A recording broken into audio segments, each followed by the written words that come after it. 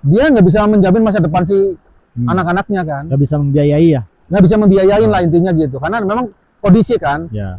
punya suami nggak bertanggung jawab, si ibunya juga tidak berpenghasilan gitu kan. Si padenya kan kalau berangkat pagi pulang malam, berangkat pagi pulang malam gitu. Nah selama padenya bekerja, istrinya ini memperlakukan dua ponakan ini itu seperti pembantu.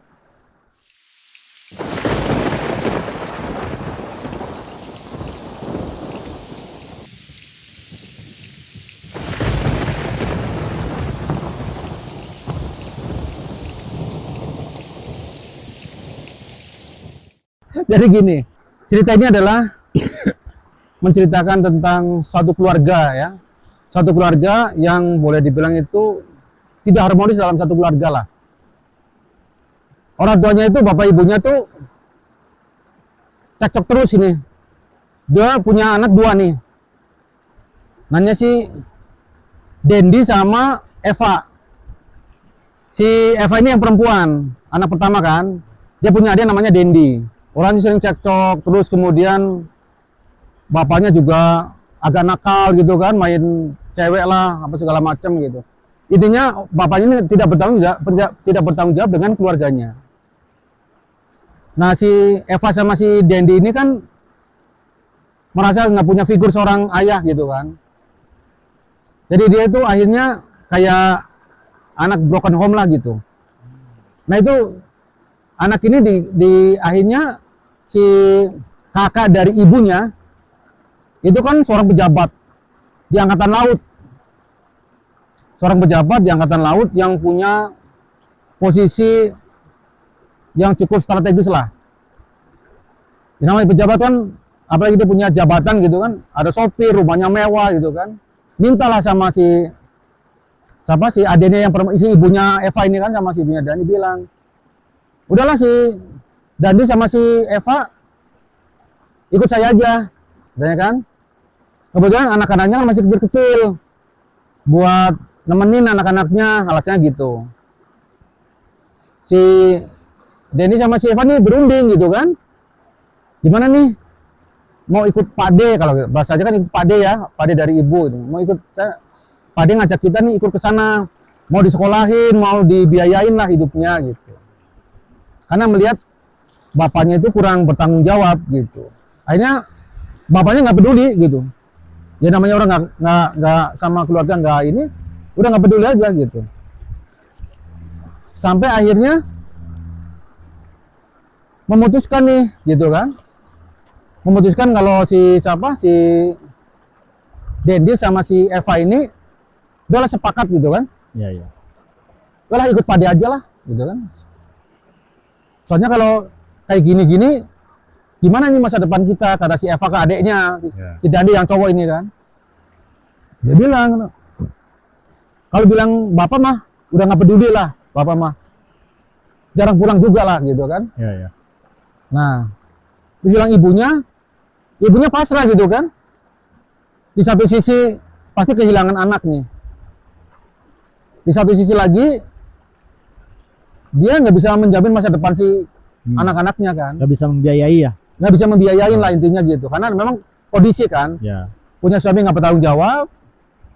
Si ibunya juga tidak berpenghasilan gitu kan. Dan untuk menyambung hidup keseharian itu ibunya sih suka apa namanya itu? Jualan. Apa bukan yang apa namanya itu? Kalau orang nanam padi kan dipanen. Ya. Jadi buruh itulah. Oh, jadi buru panen padi. gitu. Buru panen padi. Buru panen tuh, buru penting-penting nanti pulang dia dapat satu ikat padi. Iya. Akhirnya dijemur, ditumbuk gitu kan untuk makan. Mereka bertiga nih. Sampai akhirnya suatu ketika tuh dibawalah si Eva sama si Dandi ini kan. Sama Pade itu. Rumah Pade dibawa. Itu di apa namanya di wilayah Medan. Ya kan? Jauh. Karena si tugasnya Pade itu di Medan. Ini kan di Jawa gitu kan. Iya, iya. Dibawalah ke sana. Pertama datang ke sana nih si dua ponakan ini ya banyak disekolahin. Masukin sekolah. Si Dandi mau masuk mau masuk SMP, si Eva ini mau masuk SMA gitu kan. Oh, berarti yang kakaknya Eva ya? Ya, si Eva yang perempuan ini. Akhirnya mereka si Eva ini masuk SMK, Sekolah Menengah Kejuruan. Ngambillah jurusan ekonomi lah, ekonomi akuntansi gitu. Nah, mereka belajar di sekolah nih. Di dalam perjalanan ikut si Pade ini, awal-awalnya baik. Suruh ngasuh anak-anaknya kan, anaknya kan masih kecil-kecil tuh, masih SD lah. SD terus dia punya anak tuh 3 laki, perempuan. Si Padenya si Eva ini. Dia masih TK yang yang paling bocil TK, yang kecil itu SD kelas 2 kalau nggak salah. Terus si kakaknya yang perempuan itu udah SD kelas 4. Dalam pemikiran si Eva ini kan, ya suruh nemenin kan, gitu. Si Padenya ini, yang saudaranya kan Padenya nih, yang istrinya kan bukan lah ya. Si Padenya kan kalau berangkat pagi pulang malam, berangkat pagi pulang malam gitu. Nah selama Padenya bekerja, istrinya ini memperlakukan 2 ponakan ini itu seperti pembantu. Jadi begitu Padenya pergi kerja gitu, mulai itu diperlakukan seperti pembantu. Nyuci baju, ngepel segala macam. Pulang sekolah itu, pulang sekolah sampai mau tidur itu nggak ada berhenti bekerja. Berarti baiknya itu depan Pade aja ya? Iya. Oh di depan suaminya itu baik-baik dia. Bahkan ngasih makan pun itu ceritanya ngasih makan tuh makan yang kemarin. Jadi kayak nasi kemarin, sayur kemarin gitu. Di situ udah mulai kaget nih si Eva sama si Dandi gitu kan. Kok kayak gini? Kan bilangnya saya suruh nemenin dan mau disekolahin gitu kan. Sampai akhirnya suatu si budenya ini, si istrinya Pade ini bilang, kamu enak aja di sini cuman makan tidur katanya kan. Biaya di kita yang dibiayain kata si istrinya. Istrinya si budenya kan. Ya udah di situ dia dilema. Kalau mau pulang saya nggak bisa sekolah lagi.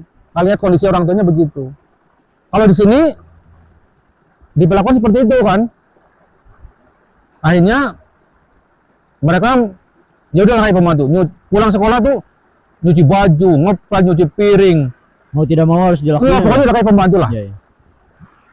Ya kayak pembantu. Dan suatu ketika Padanya itu pulang makan siang. Pulang kan. Dicari. Mana Eva sama Dandi nih katanya. Itu lagi di belakang katanya. Kan pulang sekolah suruh belajar lah kata si Padanya kan. Nggak mau belajar dia. Maunya dia tuh kerja-kerja kayak gitu. Ngomong ke suaminya begitu. Ngebohong berarti ya? Iya, padahal aslinya dia yang nyuruh kan. Isinya itu kan? Iya. Wah, diperlakukan sampai difitnah lah misalnya gitu ya. Sampai dia tuh kayak jebak gitu. Isinya teh. Duitnya teh dimasukin ke lemarinya si ponakannya itu Eva sama si Dandi kan. Duitnya dimasukin.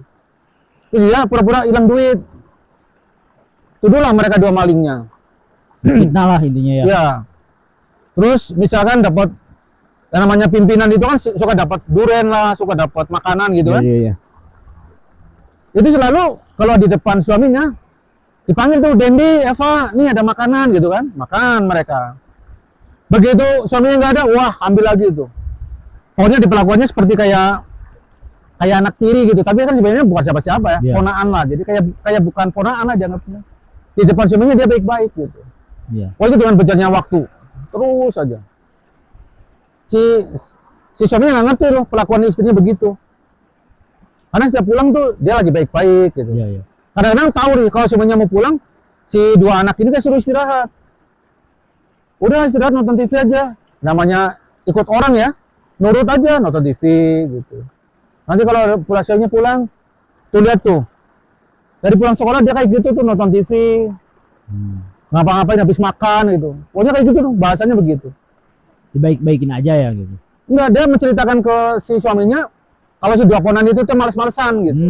Padahal disuruh nonton TV gitu kan. Orang ibaratnya pulang sekolah, suruh kerja. Ini suaminya pulang nih. Udah kerjanya udah. Duduk istirahat nonton TV. Tapi ngomong sama suaminya, Males-malesan. Males-malesan Oh, katanya. iya. Ya difitnah itu kan. Iya, sering difitnah, sering dijadiin kambing hitam gitu. Itu terus-terusan itu, berjalan terus gitu kan. Sampai akhirnya lulus lah. Ya. Ya si Eva ini lulus SMA, SMK gitu kan. Si Dandi ini masuk SMK gitu kan. Berdua ini si Eva ini nggak kuliah karena si istrinya nggak setuju kalau ngulain ponaan gitu. Iya. Karena anak-anaknya kan masih kecil, butuh biaya banyak segala macam gitu. Ya suaminya ya ngikut aja. Sampai akhirnya suatu saat berjalannya waktu, ini selama 3 tahun nganggur ya udah kayak pembantu aja. Si Eva ini. Iya, si Eva itu kan nggak kuliah kan, Ya. pembantu. Selama lulus lah ya, selama lulus SMK. Si Dandi ini kan udah mulai nih kelas 1, kelas 2, kelas 3 kan gitu. Ya. Akhirnya itu pada saat si Dandi kelas 2 SMK, Ya. si Eva bilang nih sama si Padenya, Pade kan sudah 2 tahun ini kan nganggur gitu kan, udah nggak kuliah gitu. Saya pengen kerja lah gitu kan. Kerja, kata Pade, orang nggak usah lah, nanti gampang dicariin kerjaan gitu. Terus dia kan lama-lama kan nggak pernah benar gitu ya, maksudnya nggak janjinya itu nggak pernah sesuai gitu kan. Ya. Sampai akhirnya si Eva ini ngelamar sendiri gitu. Ngelamar kerja gitu. Iya, ngelamar kerja ke pelabuhan. Orang lain. Iya, melalui pokoknya inisiatif sendiri aja, ngelamar kerja sendiri. Pokoknya singkat cerita dia terimalah kerja. Di Dia jadi apa? Sebagai apa? Dia sebagai kasir di pelabuhan gitu. Ya. Kasir kapal Ya. di pelabuhan. Nah, begitu udah kerja, kan dia udah punya gaji nih. Tiba-tiba si budenya ini bilang, tuh kamu kan sudah punya udah punya gaji, penghasilan, biayain tuh adekmu katanya kan. Daniel itu. Hah? Si Daniel itu. Iya, si Dandi itu suruh dibiayain. Iya. Terus ngomong si Padenya bilang, nggak usah. Pokoknya saya udah tanggung jawab sekolah sampai lulus gitu kan. Udah pokoknya, wah di situ sering lah diperlakukannya kasar lah sama si budenya tuh. Dikasarin lah, dicemooh lah, difitnah segala macam. Mereka berdua ini sabar aja gitu. Sabar aja. Si Dandi juga suruh bersihin tai ayam lah, suruh bersihin tai kucing lah, pokoknya itu masih SMA, masih SMK itu. Nah, singkat cerita itu mereka berdua itu si Dani udah selesai lulus lah SMK gitu. Nah, si Dani kan pengen kerja juga kan, pengen kerja juga, dan nggak bisa bukan nggak bisa, maksudnya ngelamar waktu itu kan juga mungkin masih susah ya kerjanya. Minta tolong sama Pak Ade juga nggak usah, nanti aja gampang. Pokoknya nanti Pak Ade tolong lah soal kerjaan, tapi janji doang gitu. Aja si Dani pulang nih ke rumah orang tuanya kan, pulang katanya, Bu aku di sana nggak betah, sini cita-cita gini. Nah si Eva kan nggak pulang karena Eva udah kerja kan. Iya. Akhirnya si Eva tuh keluar dari rumah Pak Ade itu, kos dia. Oh, di kos di kerjaan. Dari penghasilan. Wah, Pak Ade marah-marah itu. Pokoknya intinya kamu tetap nggak boleh keluar dari sini. Akhirnya baru kos berapa bulan dijemput, suruh balik lagi ke situ. Adanya kan udah nggak ada, dia pulang kan. Adanya ditanya sama di telepon tuh, kenapa kamu pulang katanya. Saya nggak betah lah di situ katanya kan. Soalnya saya diperlakukan begini gitu kan. Ceritain semua nih tentang kondisinya pelakuan si budenya kan. Iya. Padanya kaget, kok bisa gitu kan. Udah gini aja, kamu ngapain di situ di rumah? Kan kamu nggak sekolah juga. Udah, kamu datang lagi ke sini lagi, ke Medan lagi. Nanti sama Pak Ade cari kerja katanya kan. Ya. Nurutlah berangkat ke Medan. Begitu sampai di sana didudukin ada 2 anak ini. Sama si Evanya. Si Eva sama si Dani dudukin. Ditanya kan. Sama padenya. Ya. Coba kamu ceritakan selama ini. Gimana sih tadi sampai kamu Pak Ade dengar katanya kamu diperlakukan sama Bude begini gitu kan. Iya. Nggak mau cerita. Takut kan sama budenya. Takut sama budenya. Diancam kali ya. Diancam, ya mungkin diancam gitu kan. nggak apa-apa, nggak apa-apa gitu. Pak D ini kan apa ya, penasaran ya, Ya. karena dia ada kesel kalau anak ini memfitnah istri saya, berarti anak ini nggak benar gitu. Tapi kalau perlakuan istri saya begitu benar, berarti istri saya nggak benar gitu kan. Ya. Akhirnya apa? Dijebaklah sama si Pade. padanya ini. Si anak-anak itu lagi di rumah, dan benar, si Eva lagi kerja, si Dandi ini diperlakukan kasar lagi sama itunya, Sama budayanya. sama budenya. Wah, tapi masih menerima kan? Minggat tadinya nih, si Dandi minggat ke rumah temennya kan? Ya. Nah, si temennya namanya Samsir nih, pergi ke temannya, pokoknya saya mau tinggal di sini aja lah gitu. Nah, si padanya kan marah. Ngapain kamu minggat-minggat ke rumah orang? Dia udah cerita, Pade saya diperlakukan begini-begini, tapi si Padenya kayak nggak percaya gitu. Masa sih gitu kan? Soalnya Pade kalau nggak percaya, Pade lihat aja nanti kalau pengen tahu aslinya gitu kan. Ya. Dan ternyata benar. Hanya disuruh pulang, Pade pura-pura berangkat kerja nih. Hah? Pade berangkat kerja. Ternyata benar. Si Dani itu lagi disuruh ngepel, disuruh, ya maksudnya sih kalau pekerjaan itu sih mungkin nggak terlalu ini ya. Tapi perlakuan kayak makan, bekas makanan kemarin yang sisa-sisa gitu. Pas Padenya pulang, ternyata betul dia. Diperlakukan. Lagi duduk di belakang rumah sambil dilemprak gitu ya. Ya. Makannya makan nasi kemarin sama sayur kemarin. Wih. Nah, disitulah kebongkar kan. Kebongkar. Aja sih istrinya tuh dimarahin tuh. Ya. Kok kamu kayak gini sama ponakan saya katanya kan. Wah, diam tuh. Pokoknya mereka cocok lah berdua. Akhirnya pada satu kesimpulan mereka berdua ini ya sudahlah. Damai lah istilahnya gitu kan. Pokoknya Bude nggak akan melakukan begitu lagi. Minta maaf lah. Ya, minta maaf, pokoknya saling maafin gitu kan. Udah berjalan nih. Si Dandi ini juga kan lamar-lamar kerja lah gitu kan. Lamar-lamar kerja apa segala macam gitu. Tapi nama dasar watak gitu ya. Balik lagi gitu. Balik lagi diperlakukan kasar segala macam. Sifat sebetulnya Si Dandi itu kan. Kalau si Evan mah udah kerja aja. udah enjoy berarti. Udah enjoy dengan kehidupannya lah gitu. Sampai akhirnya suatu saat si Dandi ini lagi si Dandi itu apa? Minggat lagi kan? Ya. Minggat. Langsung datangnya sama si padanya itu. Kenapa kamu begini mati ini? Ceritain lagi. Nggak percaya karena kan budenya udah bilang kan saya udah minta maaf sudah berdamai lah. udah damai saya nggak akan itu lagi. Si sopir nggak percaya kan nggak mungkin lah kamu ngada-ngada dasar kamu pengen minggat aja. Wah, dimarah-marah kan. Pokoknya minggat aja udah. Aja yang ini. Saya tanya sama kamu balik atau kamu mau minggat? Mau di sini terus? Kalau kamu mau di sini terus, jangan pernah kembali lagi ke rumah saya. Oh. Kata Pade kan. Dia bilang katanya enggak. Saya mau di sini aja katanya. Wah, itu si Pade kan sakit hati ya. Aja Pade ikut kasar kayak budenya. Aja dipaksa suruh pulang. Diperlakukan lebih kasar lagi sama si Padenya. Daniel ini. Dandi ini diperlakukan kasar lagi. Jadi kayak disiksa aja sama mereka berdua itu. Si Eva kan denger ya adanya diperlakukan begitu kan. Akhirnya apa? Udahlah gini aja yuk kita sekarang minggat aja lah dari rumah ini. Nggak Minggat tinggal aja. lagi di sini. Tadi sama si Eva nih. Akhirnya pokoknya intinya Padenya itu marah besar lah. Pokoknya kontak hilang lah pokoknya. Pokoknya putus hubungan gitu kan. Walaupun dalam satu kota itu nggak peduli lah istilahnya gitu. Ya. Dan hanya suatu saat itu terbalik lah. Berjalan-berjalannya waktu gitu kan. Si Dandi itu ikut kerja juga. Kerja jadi angkut barang tuh di kapal kan gitu kan. Kayak kuli panggul gitu kan. Kuli panggul gitu. Terus si Eva kan jualan tiket gitu kan. Dia maju-maju Eva gitu, kakaknya gitu kan. Yang tekad. Dan lama berjalannya waktu nih. Si Eva ini ternyata dilamar nih sama teman satu kantornya. Iya, iya. Dan dia posisinya tuh manajer lah si Eva ini. Wih, Dilamar kan? calon Manajer. suaminya itu.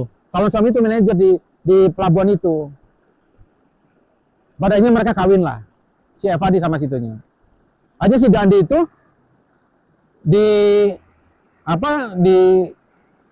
dimasukin kerjaan itu untuk menggantikan posisi dia. posisi Eva, karena Eva kan keluar kan begitu Oh, iya, nikah Eva keluar. Kata suami udah kamu keluar aja kan nggak boleh satu kantor. Iya, iya. Suami istri kan. Hanya si Dandi ini ditarik untuk menggantikan posisi jual tiket. Jual tiket nih. Nah, terus ya berjalannya waktunya. Naik posisi kan. Sampai akhirnya si Dandi ini diangkat jadi kayak apa namanya itu di atasnya kasir lah ya, jadi kepala kasirnya gitu dia, yang pegang uangnya gitu kan. Wah, udah pokoknya lama-lama nih berjalan itu berdua ini hidupnya baik lah, hidupnya tuh membaik gitu. Si Eva juga kaya, lama-lama punya rumah, punya mobil segala macam. Si Dani juga karena bekerja kan, lama-lama begitu. Nah si Pade sama keluarganya ini udah mulai nih terbalik gitu, Meredup aja. meredup aja. Sampai akhirnya si siapa anak-anaknya kan udah besar nih. Ya. Dan pada ketika anaknya itu udah masuk SMA gitu kan, masuk Anaknya- kuliah gitu, Anaknya si Pade itu. anak Pade itu yang ada banyak kayak gitu, udah di situ tuh yang namanya kebutuhan segala macam tuh berbalik, Iya, iya. berbalik, jatuh lah ya, jatuh mulai surut, mulai redup. Sementara si dua orang ini, si Eva sama si Dan ini naik terus posisinya tuh. Sampai ini diangkat jadi si Dani jadi direktur keuangan, ya kan? Ya. Si kepala si siapa? Si suaminya Eva ini Manajer. naik jadi kepala kayak kepala Manajer. udah di atas manajer lah. Oh, di atas manajer. Ya udah naik. Dan suatu saat mereka ketemu lah gitu kan, Ya. dengan kondisi yang sangat memprihatinkan gitu. Si Padanya itu stroke, padanya stroke. Istrinya tuh kan rada memang rada nyebelin gitu ya. Ya. Tahu suaminya stroke nggak menghasilkan gitu kan. Ya. Nah, udah dibiarin aja. Mulai tuh kejual nih barang apa kekayaannya tuh, mobil dijual lah, rumah dijual. Oh ya, sampai suatu saat itu si Padanya meninggal. Padanya meninggal kan, Meninggal dunia. karena stroke kan nggak diurus kan, meninggal. Udah di situ tuh kekayaannya turun, surut. Iya, iya. Nah ini si orang tua ini pulang, gitu kan, pulang ke mana? Pulang ke kampungnya lah, Iya, bukan iya. di Medan. Pulang ke kampungnya, anak-anaknya berantakan semua.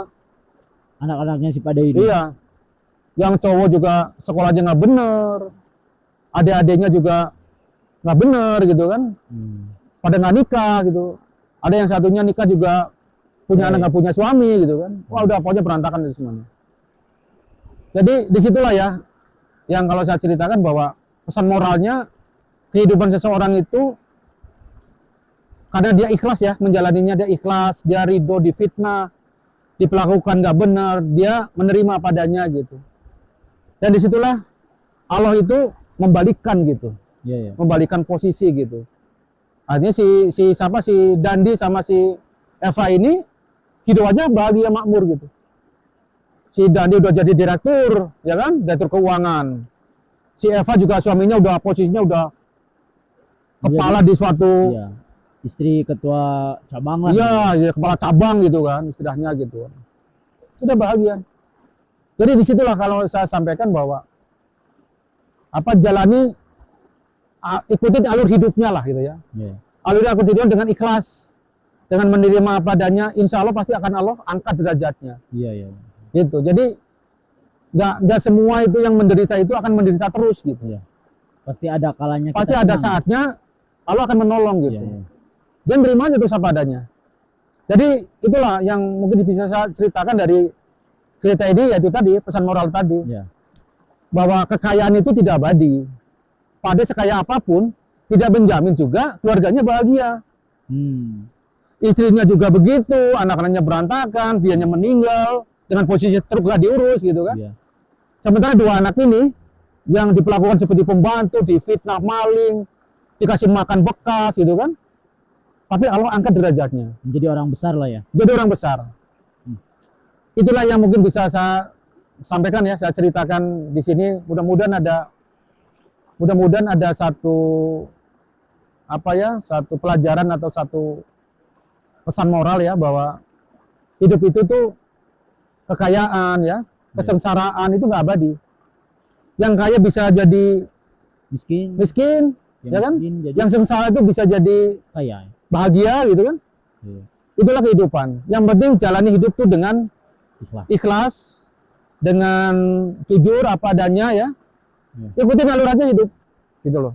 Iya. Mungkin itu untuk sobat bisikan hati ya yang bisa saya sampaikan, dan mudah-mudahan cerita ini bisa ada membawa kebaikan ya untuk semuanya. Jadi inspirasi Ya, pada sobat-sobat bisikan. mungkin gitu. Sekian dari cerita yang membuat kita tersentuh dari abang ini. Semoga kepada sobat Bisikan hati. bisikan hati menjadi inspirasi, menjadi pelajaran bahwa yang tadinya kaya bisa menjadi miskin. Sebaliknya yang tadinya miskin menjadi kaya ketika Allah sudah berkehendak membalikan itu semua. Mungkin itu saja dari kita ya Bang ya, dari Ya, kisah betul. bisikan hati. Mudah-mudahan ada manfaatnya. Sekian. Assalamualaikum warahmatullahi wabarakatuh.